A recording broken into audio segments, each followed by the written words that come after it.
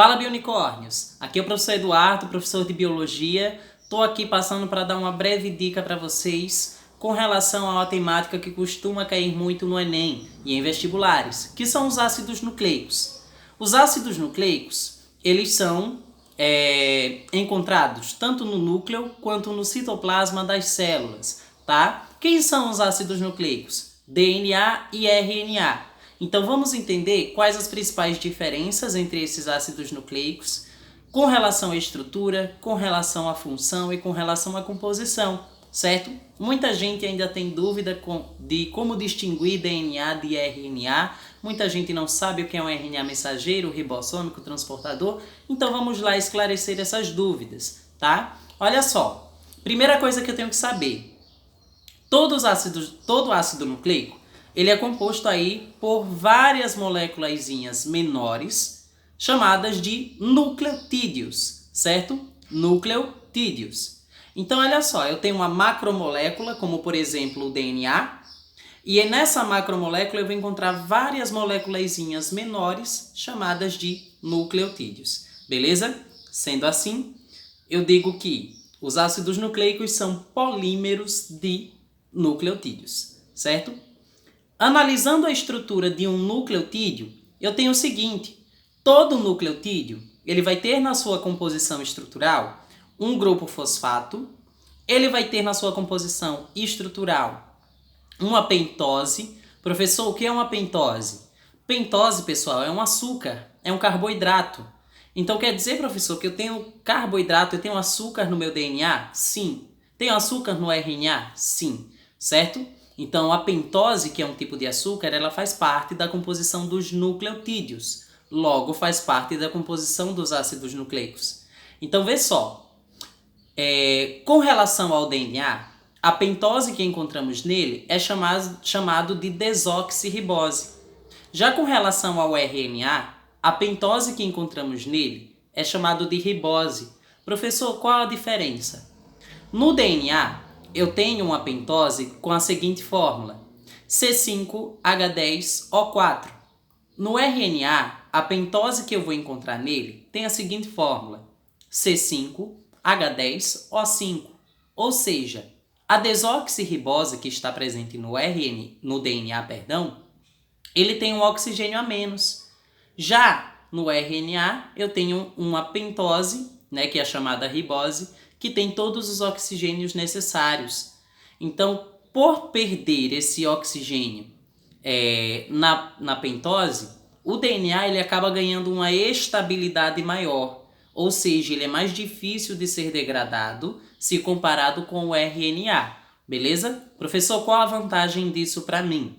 Se o DNA ele tem como função principal comandar as atividades metabólicas da célula, tá? Então, tudo o que acontece dentro das suas células é comandado pelo DNA. Só que o DNA, ele não pode sair de dentro do núcleo, né? Então, consequentemente, ele vai criar uma molécula de RNA. A função do RNA é basicamente participar da síntese de proteínas. Depois que ele participa da síntese de proteínas, ele não vai ter mais nenhuma função. Então, ele pode ser degradado, tá? Então, o DNA ele precisa ser mais estável porque ele precisa meio que sobreviver por mais tempo, certo? Ele tem que durar mais tempo do que o RNA por conta de suas funções, tá? Além do grupo fosfato, além da pentose, os nucleotídeos eles também possuem bases nitrogenadas. O que são essas bases nitrogenadas? No caso do DNA, nós encontramos 4, que são as chamadas adenina, timina, guanina, citosina. Adenina, timina, guanina, citosina, certo? No RNA, eu vou ter uma diferença com relação às bases nitrogenadas. No RNA, eu vou encontrar adenina, uracila, guanina e citosina. Adenina, uracila, guanina, citosina. Então, no caso do RNA, eu vou substituir aonde tiver timina, eu vou colocar uracila, beleza? Com relação à estrutura das moléculas, O DNA ele é composto por duas fitas. Ele é uma molécula de fita dupla de nucleotídeos, tá? Então, no caso do DNA, ele tem fita dupla e essas fitas elas têm um formato aí helicoidal, certo? É uma dupla hélice que nós chamamos, beleza? Já o RNA, ele é composto geralmente por uma fita. É o que nós chamamos de molécula de fita simples de nucleotídeos, tá? Então, com relação à estrutura, com relação às principais diferenças no geral entre DNA e RNA, primeira diferença, a pentose. No DNA, a pentose encontrada nele é a desoxirribose, no RNA é a ribose. Segunda diferença, bases nitrogenadas. No DNA eu encontro adenina, timina, guanina, citosina.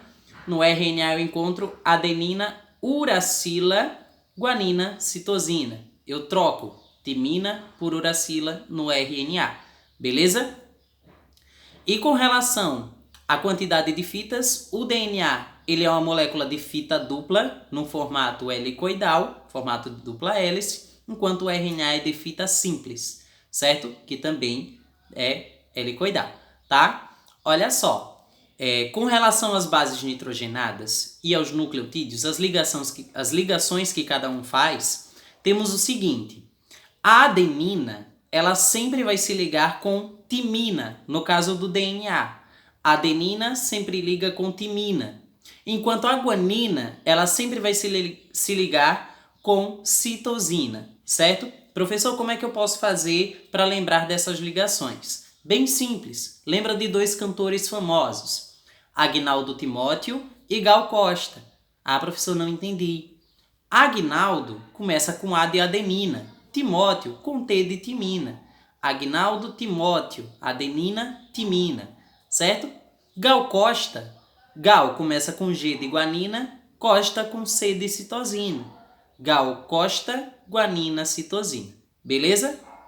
Com relação ao RNA, temos aí, adenina sempre vai se ligar com uracila. Lembram que no RNA eu troco timina por uracila, então onde era para ser timina, obviamente vai ser uracila. Então adenina se liga com uracila, guanina sempre se liga com citosina. Primeirinha.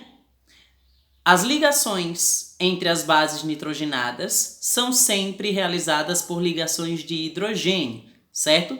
Ligações entre bases nitrogenadas são feitas por ligações de hidrogênio, 2 entre a adenina e a timina e 3 entre a guanina e a citosina. Ligação de um nucleotídeo com outro nucleotídeo eu chamo de ligação fosfodiéster. Ligação fosfodiéster. Vou repetir. Ligação entre bases nitrogenadas é chamada de ligação de hidrogênio, é feita por ligações de hidrogênio. Ligação entre nucleotídeo e outro é chamada de ligação fosfodiéster, certo? Primeirinha, ok? Com relação a funções, creio eu que já falei, né? DNA tem a função de comandar a célula, RNA ele vai estar envolvido com a síntese de proteínas. Eu tenho que me recordar que existem 3 tipos de RNA básicos, tá? Eu tenho o RNA mensageiro, representado por RNA-M. Eu tenho o RNA ribossômico, representado por RNA-R. E tenho o RNA transportador, representado pela sigla RNA-T, tá? Qual a diferença entre eles, professor? RNA ribossômico vai estar envolvido com a síntese de ribossomos. Ele vai estar envolvido aí, é um RNA que se associa com algumas proteínas para formar novos ribossomos. O RNA mensageiro, ele carrega informações para a síntese de proteínas. E o RNA transportador, ele pega aminoácidos e leva para os ribossomos para que os ribossomos sintetizem a proteína. Beleza? Vou tentar ilustrar como funciona esse processo. O DNA, quando ele quer que uma proteína X seja produzida, seja sintetizada, ele tem que mandar essa informação para o ribossomo, que é o responsável, a organela responsável por síntese de proteína. Só que ele não pode sair de dentro do núcleo. Então, o que é que ele vai fazer? Ele vai criar uma molécula de RNA. Esse processo de criação de RNA nós chamamos de transcrição.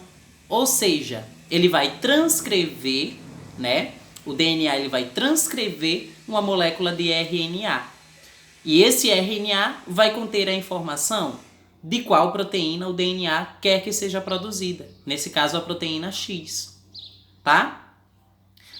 Professor, que RNA é esse que foi transcrito? RNA mensageiro. Esse RNA mensageiro sai do núcleo e vai para o citoplasma, mais precisamente em busca de um ribossomo. Ao encontrar o ribossomo vai traduzir, vai realizar um processo de tradução desse RNA mensageiro e ele vai identificar qual a proteína que deve ser produzida, que deve ser sintetizada. Só que o ribossomo em si, ele não tem os aminoácidos necessários. Então ele vai precisar aí do auxílio do RNA transportador, o RNA-T. O RNA transportador vai pegar os aminoácidos necessários, vai levar para o ribossomo e o ribossomo vai sintetizar a proteína desejada. Dá uma licença, mosca aí. Vai sintetizar a proteína desejada. Bom, pessoal, espero que vocês tenham gostado do vídeo. Espero que tenha dado para entender, certo? Qualquer dúvida que vocês tiverem, é só mandar uma mensagenzinha aí que eu respondo a todos, beleza? E eu pretendo aí continuar com essa rotina de vídeos. Pretendo fazer vídeos mais curtos, inclusive, fazendo resumos das principais temáticas que caem no Enem, principalmente para ajudar você que vai prestar o Enem e vai prestar algum vestibular, tá? E para você também que está desesperado aí nessa hora de prova, né? Para conseguir responder e responder as questões e estudar aí um pouco mais. Beijinho no ventrículo esquerdo de cada um. Tchau, tchau!